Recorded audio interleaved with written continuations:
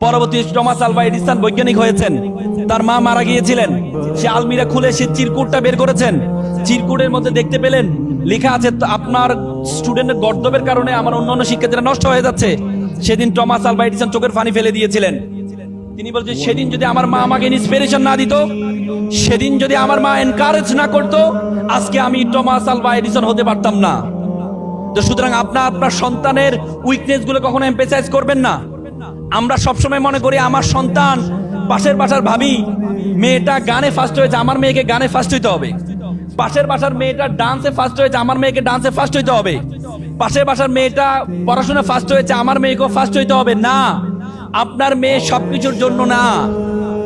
একবার একটা বনের রাজা সিংহ বনের প্রাণীদেরকে নিয়ে একটা প্রতিযোগিতা আয়োজন করলো। প্রতিযোগিতা হচ্ছে শিশুদেরকে নিয়ে একটা প্রতিযোগিতা আয়োজন করলো। তো সিংহ তার সন্তানকে যাওয়ার আগে বলল, বাবা, তোমার বাবা বনের রাজা, তোমাকে কিন্তু প্রতিযোগিতা ফার্স্ট হইতে হবে। তো পরবর্তী প্রতিযোগিতা প্রথম